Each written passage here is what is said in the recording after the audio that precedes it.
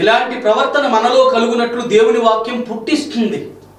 చెడ్డ మాటలు పలకకుండా, కపటమైన మాటలు పలకకుండా, తర్వాత కీడు చేయటం అని మేలు చేయాలని, సమాధానం వెతికి దానిని వెంటాడాలని, దేవునితో సమాధానం, మనుషులతో సమాధానం కలిగి ప్రవర్తించాలి అని దేవుని వాక్యమే నేర్పిస్తుంది. ఇదే దైవ భయం అంటే. కాబట్టి దైవ భయం ప్రకారంగా మనం ప్రవర్తించవలసిన వారమై ఉన్నాం. దైవ భయం ప్రసంగి గ్రంథం 12వ అధ్యాయం 13వ వచనంలో, ఇదంతయు వినిన తరువాత తేలిన ఫలితార్థం ఇదే, దేవుని యందు భయభక్తులు కలిగి ఉండి ఆయన కట్టడలను అనుసరించి నడుచుచుండవలెను. మానవ కోటికి ఇదియే విధి. మానవ కోటికి ఇదియే విధి. దేవుని యందు భయభక్తులు కలిగి ఉండి ఆయన కట్టడలు అనుసరించుచుండవలెను. మానవులందరూ చేయవలసిన విధానం ఇదే. వారు దేవుని యందు భయభక్తులు కలిగి ఉండి ఆయన కట్టడలను అనుసరించి నడుచుచుండాలి. వారు చేయవలసిన పని అదే. తప్పనిసరిగా చేయవలసిన పని అది. విధిగా పాటించాలి అది. కాబట్టి జాగ్రత్తగా విందాం. దేవుని యొక్క వాక్యం ప్రకారంగా మనం ప్రవర్తిస్తున్నామా లేదా అనేది ఇప్పటికైనా మనం పరిశీలించుకుందాం. ఈ దేవుని వాక్యాన్ని మనం అనుసరిస్తున్నప్పుడు ఈ దేవుని వాక్యం మనలో దైవ భయం పుట్టిస్తుంది. ప్రియులారా, దైవ భయం కలిగి మనం ప్రవర్తిస్తాము అని దేవుని వాక్యం సెలవిస్తుంది. కాబట్టి 4వ విషయం, మనలో దైవ భయం పుట్టిస్తుంది దేవుని వాక్యం. 5వ మాటను చదువుకుందాం. చూడండి, 119వ కీర్తన 49వ వాక్యాన్ని చదువుకుందాం. నీ సేవకునికి దయచేయబడిన మాట జ్ఞాపకం చేసుకునుము, దాని వలన నీవు నాకు నిరీక్షణ పుట్టించి ఉన్నావు. దేవుని వాక్యం మానవ జీవితంలో నిరీక్షణను పుట్టిస్తుంది. అంటే ఆశను పుట్టిస్తుంది. నిరీక్షణ అంటే ఆశ. ఆశను పుట్టిస్తుంది ఇది. నీ సేవకునికి దయచేయబడిన మాటను జ్ఞాపకం చేసుకునుము. అతనికి ఏదో ఆపద వచ్చింది. ఆ ఆపదలో దేవుడు అతనికి అండగా ఉండేటట్లుగా ఒక మాటను ఇచ్చాడు.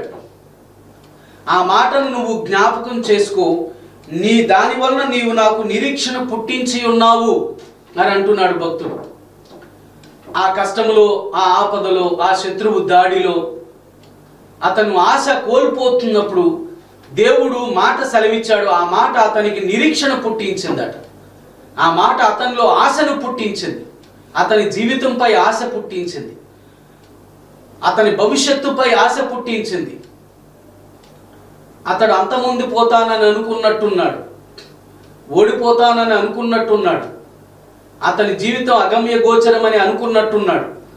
కానీ దేవుని మాట అతనికి ఆశను పుట్టించింది, నిరీక్షణను పుట్టించింది. ప్రియులారా, అతని జీవితంలో ఆశ ఏమాత్రం లేకుండా బ్రతకకూడదని దేవుడు మంచి ఆశను పుట్టిస్తూ, భవిష్యత్తుపై ఆశను పుట్టిస్తూ నిరీక్షణను పుట్టించెను అని దేవుని వాక్యం సెలవిస్తుంది.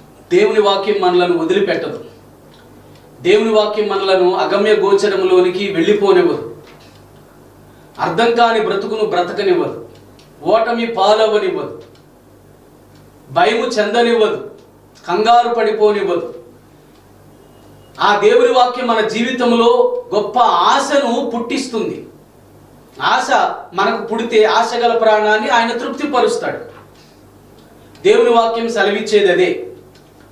ఆశగల ప్రాణమును ఆయన తృప్తిపరిచి ఉన్నాడు అని 107వ కీర్తనలో మనం చదువుకుంటాం. ప్రియులారా, కాబట్టి మన జీవితంలో ఏదైనా కష్టము, నష్టము, ఇబ్బంది కలిగినప్పుడు, జీవితం మీద ఆశలు వదులుకోవలసి వచ్చినప్పుడు, అలాంటి సమయాలలో దేవుని వాక్యాన్ని చదువుతూ వింటూ ఉండండి. మీరు చదువుతున్నా వింటున్న ఈ దేవుని వాక్యం మీ జీవితంపై మీకు ఆశలు పుట్టిస్తుంది, నిరీక్షణను పుట్టిస్తుంది. నిరీక్షణ కోల్పోకుండా, ఆశ కోల్పోకుండా నిన్ను చక్కగా అది ముందుకు నడుపుతుంది. నీ జీవితంలో ఆశ చచ్చిపోకుండా చేస్తుంది. ఆశ మనిషిని బ్రతికిస్తుంది. మనిషి ఎన్నో ఆశలతో బ్రతుకుతున్నాడు ఇప్పుడు. అవన్నీ ఎన్నో తప్పుడు ఆలోచనలు, తప్పుడు ఆశలు ఉంటాయి. కానీ మంచి మంచి ఆశలు జీవితాన్ని వెలుగులోనికి తీసుకొస్తాయి, వృద్ధికరంలోనికి తీసుకొస్తాయి. అలాంటి ఆశలు లేనప్పుడు దేవుని వాక్యమే నీలో ఆశను పుట్టించేది అని దేవుని వాక్యము సెలవిస్తుంది. ప్రియులారా, కాబట్టి నిరీక్షణను కలిగించేది దేవుని వాక్యం. ఇది 5వది. ఇక 6వది 119వ కీర్తన 50వ చరణం చూద్దాం. నీ వాక్యము నన్ను బ్రతికించి ఉన్నది, నా బాధలో ఇదే నాకు నెమ్మది కలిగించుచున్నది.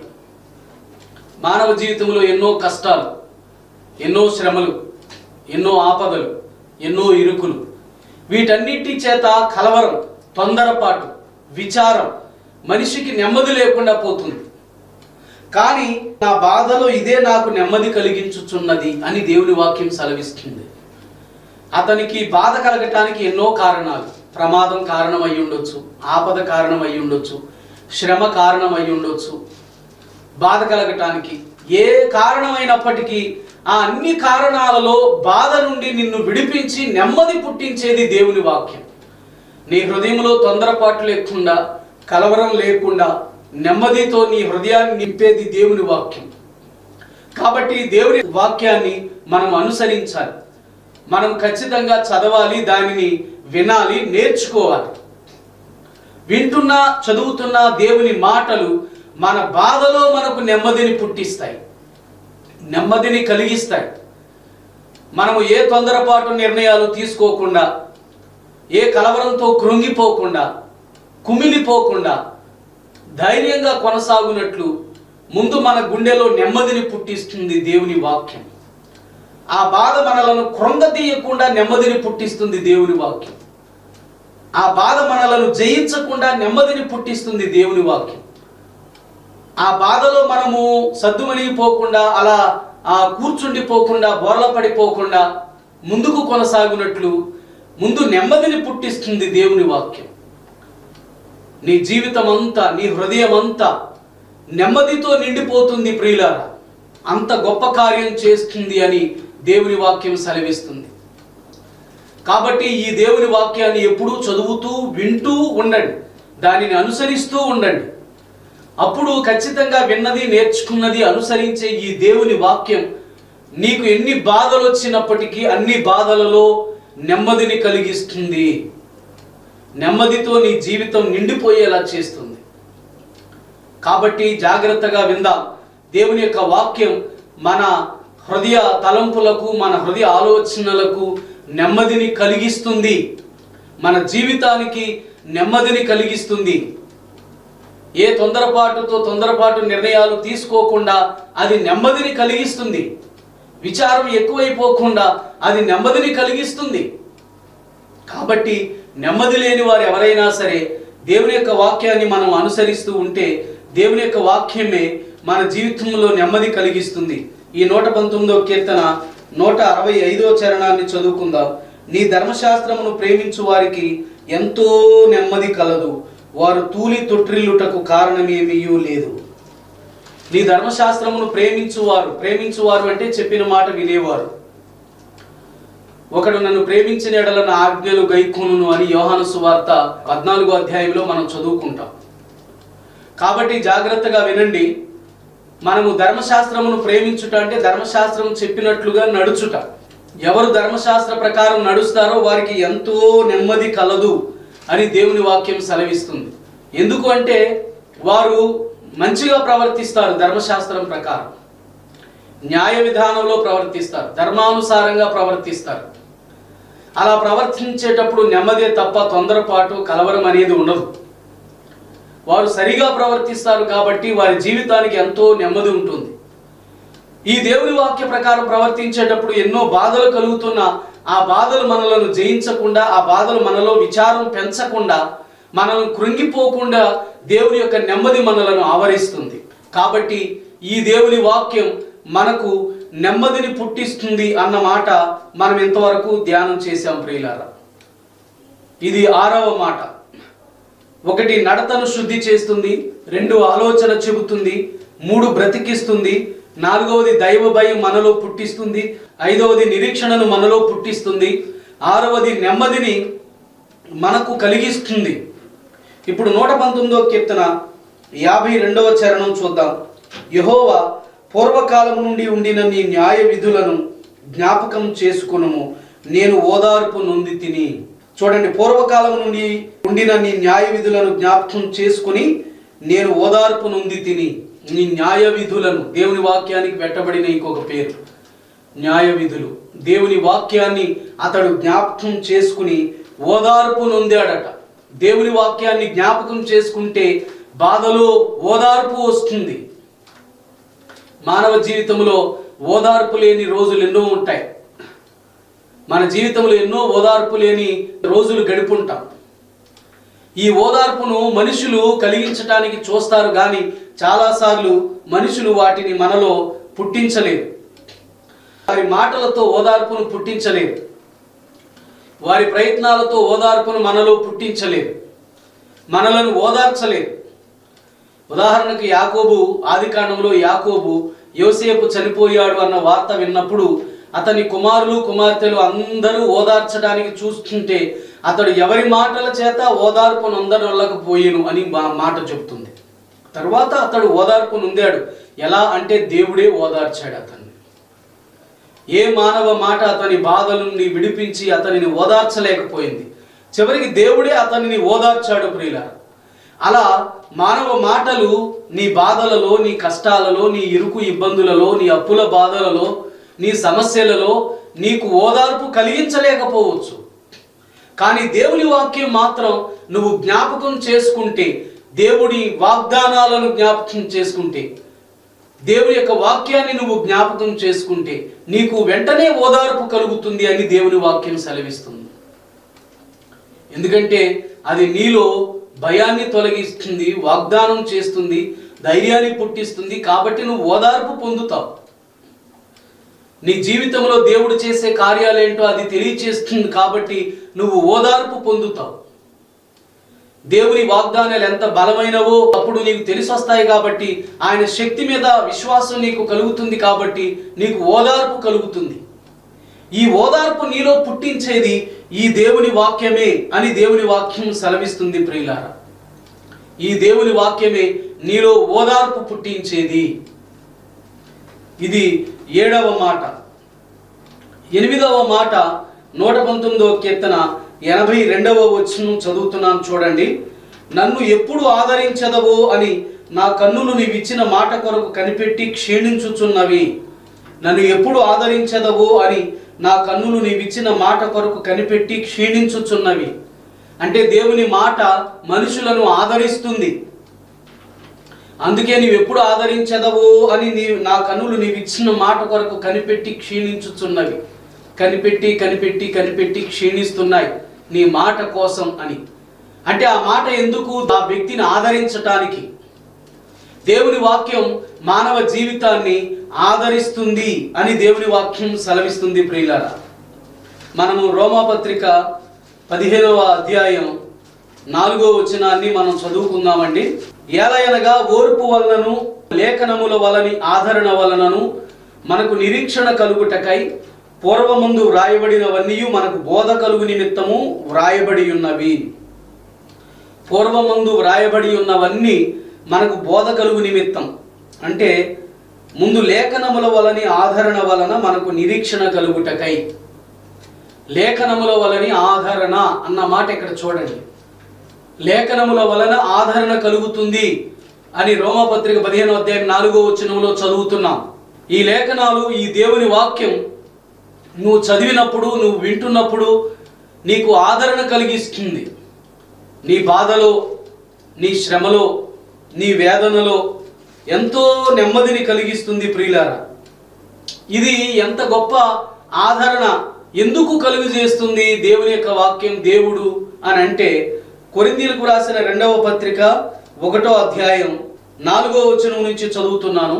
దేవుడు మమ్మును ఏ ఆదరణతో ఆదరించుచున్నాడో ఆ ఆదరణతో ఎట్టి శ్రమలలో ఉన్నవారినైనను ఆదరించుటకు శక్తి గలవారమగునట్లు ఆయన మా శ్రమ అంతటిలో మమ్మును ఆదరించుచున్నాడు. ఎందుకు దేవుడు నిన్ను ఆదరిస్తున్నాడు తన వాక్యం ద్వారా అని అంటే, నీలాగా శ్రమలలో ఎంతో మంది ఉన్నారు, బాధలలో ఎంతో మంది ఉన్నారు, కష్టాలలో ఎంతో మంది ఉన్నారు, వేదనలతో ఎంతో మంది బాధపడుతున్నారు. వారు కృంగిపోకుండానట్లు వారిని ఆదరించే శక్తి నీకు కలగటానికి నీ శ్రమ అంతటిలో నుండి దేవుడు నిన్ను ఆదరిస్తున్నాడు అని దేవుని వాక్యం సెలవిస్తుంది. దేవుడు నిన్ను ఆదరించడానికి కారణం, నువ్వు ఆదరణ పొంది అమ్మయ్య దేవానికి వందనాలు స్తోత్రాలని చెప్పి ఊరుకోవటానికి కాదు. నువ్వు ఎలా ఇప్పుడు శ్రమలు పడ్డావో, వేదనలు పడ్డావో, బాధలు పడ్డావో, కృంగిపోయావో, అలాంటి శ్రమలు, వేదనలు, బాధలు, కృంగుబాట్లు ఎదుటి వారికి ఉన్నాయి. వారిని చూసినప్పుడు నువ్వు మౌనంగా ఉండకుండా వారి దగ్గరకు వెళ్ళి వారి శ్రమలను, బాధలను, కృంగుబాట్లను చూచి వారిని ఆదరించే శక్తి నీలో కలగటానికి ఈ రోజున దేవుడు నిన్ను ఆదరిస్తున్నాడు అని దేవుని వాక్యం సెలవిస్తుంది. క్రీస్తు యొక్క శ్రమలు మా యందు ఎలాగ విస్తరించుచున్నవో అలాగే క్రీస్తు ద్వారా ఆదరణయు మాకు విస్తరించుచున్నది. ఎన్ని శ్రమలు వస్తే, ఎంత విచారం ఎక్కువ అవుతుంటే, ఎంత కష్టం ఎక్కువ అవుతుంటే అంత ఆదరణ దేవుని దగ్గర నుండి మనకు కలుగుతుందట. దేవుడు అంత గొప్పగా తన వాక్యం ద్వారా మనలను ఆదరిస్తాడు. శ్రమలు విస్తరించే కొలది ఆదరణ కూడా విస్తరిస్తుంది. కొద్దిపాటి శ్రమలకు కొద్దిపాటి ఆదరణ, విస్తారమైన శ్రమలకు విస్తారమైన ఆదరణ ఆయన మనలో కలిగిస్తున్నాడు ప్రియులారా. కాబట్టి జాగ్రత్తగా విందాం. మనము శ్రమలలో కృంగిపోకుండా, కష్టాలలో నలిగిపోతున్నప్పుడు కృంగిపోకుండా, విసుగు చెందకుండా, దేవుని మీద సనగకుండా, గొణగకుండా దేవుని వాక్యం దగ్గరకు వద్దాం. శ్రమలలో శోధింపబడుతున్నప్పుడు, శ్రమ పెట్టబడుతున్నప్పుడు, పరీక్షించబడుతున్నప్పుడు, నువ్వు కష్టాల పాలైనప్పుడు, ఆపదల పాలైనప్పుడు దేవుని వాక్యం దగ్గరకు రా. దేవుని వాక్యాన్ని వ్యక్తిగతంగా చదువు, చక్కగా దేవుని వాక్యం విను. ఆ వాక్యం నిన్ను ఎంతో గొప్పగా ఆదరిస్తుంది. వాటిలో నీవు బలహీన పడిపోకుండా, కృంగిపోకుండా, చేతకాని వాడివిగా మిగిలిపోకుండా ఆ వాక్యమే నిన్ను ఆదరిస్తుంది అని దేవుని వాక్యం సెలవిస్తుంది ప్రియులారా. కాబట్టి ఎన్ని కష్టాలు, ఎన్ని శ్రమలు మనం పడుతున్నామో అంత ఎక్కువగా దేవుని వాక్యం దగ్గరకు వద్దాం. అంత ఎక్కువైన ఆదరణ మనం పొందుకుందాం ప్రియులారా. కాబట్టి జాగ్రత్తగా విందాం. దేవుని యొక్క వాక్యం మనలను ఆదరించే వాక్యం అని దేవుని వాక్యం సెలవిస్తుంది. ఇప్పటి వరకు మనం 2వ కొరింథీ పత్రికలో చదివింది అదే. శ్రమలు మనలో విస్తరించిన కొలది దేవుని ఆదరణ కూడా విస్తరిస్తుంది. బాధలు, కష్టాలు ఎక్కువైన కొలది దేవుని ఆదరణ కూడా ఎక్కువ అవుతుంది నీలో. కాబట్టి ఈ శ్రమలకు, కష్టాలకు కృంగిపోవద్దు, విసుగు చెందొద్దు. ఎప్పుడూ శ్రమలేనా, ఎప్పుడూ బాధలేనా అని నువ్వు విసుగు చెందొద్దు. దేవుని వైపు చూడు, దేవుని వాక్యం వైపు చూడు. ఈ వాక్యమే నిన్ను ఎంతో బలంగా ఆదరిస్తుంది అని దేవుని వాక్యం సెలవిస్తుంది. నీ కష్టం అంతటి నుండి నిన్ను విడిపించి నిన్ను ఆదరిస్తుంది. నీ శ్రమ అంతటి నుండి నిన్ను విడిపించి నిన్ను ఆదరిస్తుంది. నీ శ్రమకు మించిన ఆదరణ నిన్ను ఆవరిస్తుంది ప్రియులారా, దేవుని వాక్యాన్ని నువ్వు ఆశ్రయించినప్పుడు. కాబట్టి 8వ కారణం ఆదరణ. 9వ కారణం చూద్దాం. చూడండి, 119వ కీర్తన 92వ చరణాన్ని చూద్దాం. చూడండి, నీ ధర్మశాస్త్రము నాకు సంతోషం ఇయ్యని ఎడల నా శ్రమయందు నేను నశించియుందును అని. నీ ధర్మశాస్త్రము నాకు సంతోషం ఇయ్యని ఎడల అన్నాడు అంటే సంతోషం ఇస్తుంది అని. దేవుని వాక్యం మానవ జీవితానికి సంతోషాన్ని కలిగిస్తుంది అని ఇక్కడ వాక్యం సెలవిస్తుంది. అతను బాధలో నలిగిపోతున్నప్పుడు, కష్టాలలో కృంగిపోతున్నప్పుడు, దుఃఖము విస్తారంగా పెరిగిపోకుండా, విచారము విస్తారంగా పెరిగిపోకుండా, ఆ శ్రమలలో, ఆ బాధలలో అతనికి సంతోషాన్ని పుట్టిస్తుంది ఈ దేవుని వాక్యం. చూడండి, దేవుని వాక్యం ఎంత గొప్పగా మనలను ఆదరిస్తుందో చూడండి. ఇక్కడ హబక్కూకు గ్రంథం 3వ అధ్యాయం 17వ వచనం చూద్దాం. అంజూరపు చెట్లు పూయకుండినను, ద్రాక్ష చెట్లు ఫలింపకపోయినను, ఒలివ చెట్లు కాపు లేకయుండినను, చేనిలోని పైరు పంటకు రాకపోయినను, గొర్రెలు దొడ్డిలో లేకపోయినను, సాలలో పశువులు లేకపోయినను, నేను యెహోవా యందు ఆనందించెదను, నా రక్షణకర్త అయిన నా దేవుని యందు నేను సంతోషించెదను అని అంటున్నాడు భక్తుడు. చూడండి, ఇక్కడ ఏమిటి? అంజూరు చెట్లు పూయలేదు, ద్రాక్ష చెట్లు ఫలించలేదు, ఒలివ చెట్లు కాపు కాయలేదు, చేనిలోని పైరు పంటకు రాలేదు, దొడ్డిలో గొర్రెలు లేకపోయాయి, సాలలో పశువులు లేకపోయాయి. అయినప్పటికీ నేను యెహోవా యందే ఆనందించెదను, నా రక్షణకర్త అయిన నా దేవుని యందు నేను సంతోషించెదను. చూడండి, ఇక్కడ ధర్మశాస్త్రం మనిషికి శ్రమలలో సంతోషం ఇస్తుంది అని సెలవిస్తుంది కదా. అలాంటి ధర్మశాస్త్రాన్ని అనుసరించే హబక్కూకు ఇలాంటి కష్టాలు అన్నీ వచ్చినప్పుడు ఆ కష్టాలలో కృంగిపోవడం మానేసి యెహోవా యందే ఆనందించెదను, ఆయన యందే సంతోషించెదను అని అంటున్నాడు. చూడండి, శ్రమలకు మించినటువంటి సంతోషం, కష్టాలకు బాధలకు మించినటువంటి సంతోషం దేవుని వాక్యం ద్వారా మానవ జీవితానికి దొరుకుతుంది. ప్రియులారా, మానవ జీవితంలో ఎంతో గొప్ప ఆదరణ, ఆశీర్వాదం మనం చూస్తాం, ఎంతో గొప్ప సంతోషాన్ని మనం చూస్తాం దేవుని వాక్యం ద్వారా. ఇంత గొప్ప ఆనందం బయట ఎక్కడ లోకంలో దొరకదు. ఏదో ఒక మూవీ చూస్తే గంట సేపు, 2 గంటలు, 3 గంటల సేపు నువ్వు ఆనందపడతావు. ఆ హాల్లో నుంచి బయటకు వచ్చేటప్పటికి ఆ సంతోషం ఆవిరైపోతుంది. ఈ సంతోషం అంగట్లో దొరికేది కాదు, కొనుక్కుంటే దొరికేది కాదు. దేవుని వాక్యాన్ని ఆశ్రయించినప్పుడు నీకు దొరికేది ఈ సంతోషం. దేవుడిచ్చే సంతోషం ఎవరు ఇవ్వనట్టుగా ఉంటుంది. ఎవరు ఇవ్వని సంతోషాన్ని దేవుడు నీకు ఇస్తాడు ఈ వాక్య రూపంలో నుంచి. కాబట్టి బాధలు, శ్రమలు, కష్టాలు, నష్టాలు, ఇబ్బందులు, ఇరుకులు కలుగుతున్నప్పుడు నువ్వు దేవుని వాక్యాన్ని ఆశ్రయించు, దేవుని వాక్యం మీదే ఆధారపడు, వాక్యాన్ని అనుసరించు. ఆ దేవుని వాక్యమే నీ బాధ అంతటిలో నుంచి నీకు గొప్ప సంతోషాన్ని కలిగిస్తుంది, గొప్ప ఆనందాన్ని నీ హృదయం నిండిపోయేలా చేస్తుంది. ప్రియులారా, ఇక 10వ వాక్యం ఏమిటి అంటే 119వ కీర్తన 98వ చరణం. నీ ఆజ్ఞలు నిత్యము నాకు తోడుగా ఉన్నవి, నా శత్రువులను మించిన జ్ఞానము అవి నాకు కలుగజేయుచున్నవి అని. నీ ఆజ్ఞలు నిత్యము నాకు తోడుగా ఉన్నవి, నా శత్రువులను మించిన జ్ఞానం అవి నాకు కలుగజేయుచున్నవి. 2 విషయాలు, ఒకటి తోడుగా ఉండడం, 2 జ్ఞానమును కలుగు చేయటం. తోడుగా ఉండి జ్ఞానాన్ని కలుగజేస్తాయి దేవుని లేఖనాలు.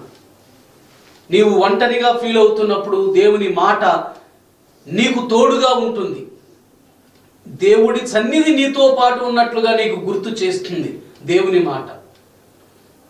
ఆ దేవుని మాటే తోడుగా ఉండి జ్ఞానాన్ని కలుగజేస్తున్నాయి. నీ ఆజ్ఞలు నిత్యము నాకు తోడుగానున్నవి అని భక్తుడు చెప్తున్నాడు. చూడండి, ఇక్కడ దేవుని మాట, దేవుని మాట అంటే దేవుడే. కాబట్టి దేవుని వాక్యమును మనం అనుసరిస్తున్నప్పుడు, దేవుని మాట ప్రకారం చేస్తున్నాం కాబట్టి దేవుడు తోడుంటాడు. ఖచ్చితంగా దేవుని సన్నిధి నీతో ఉంటుంది. ఈ లేఖనాలు నీకు తోడుగా ఉంటాయని దేవుని వాక్యం సెలవిస్తుంది. నువ్వు ఒంటరిగా ఉన్నప్పుడు నీ తోడుగా ఉండి నీతో మాట్లాడుతూ ఉంటాయి, నీతో ముచ్చటిస్తూ ఉంటాయి, నిన్ను పలకరిస్తూ ఉంటాయి, నీతో పాటే ఉంటాయి. కాబట్టి ఈ దేవుని లేఖనం ఆపదలలో, కష్టాలలో, శ్రమలలో, బాధలలో, ఇబ్బందులలో, ఇరుకులలో నిన్ను ఒంటరిగా విడిచిపెట్టదు, నీతో ఉంటుంది. 2000 సంవత్సరాల క్రితం యేసు ప్రభు పుట్టినప్పుడు ఇమ్మానుయేల్ అనే పేరు పెడతారు అని దేవదూత ద్వారా ప్రకటించబడింది. ఇమ్మానుయేల్ అనే మాటకు దేవుడు మనకు తోడు అని. ఆకాశమందుండు దేవుడు నరులతో ఉండటానికి ఇమ్మానుయేలుగా దిగొచ్చాడు 2000 సంవత్సరాల క్రితం. కాబట్టి జాగ్రత్తగా విందా, ఆ దేవుడు మనకు నిత్యము తోడుగా ఉంటాడు అని వాగ్దానం చేశాడు. ఈ వాక్యాన్ని మనం అనుసరిస్తున్నప్పుడు, ఈ వాక్యాన్ని వింటున్నప్పుడు, చదువుతున్నప్పుడు దేవుని వాక్యం మనకు తోడుగా ఉన్నట్లుగా అనుభూతి కలుగుతుంది. దేవుని వాక్యం మనతోనే ఉన్నట్లు, మనతో మాట్లాడుతున్నట్లు, మనల్ని పలకరిస్తున్నట్లు అనుభూతి కలుగుతుంది. ఆ తోడు మనకు అర్థమవుతుంది.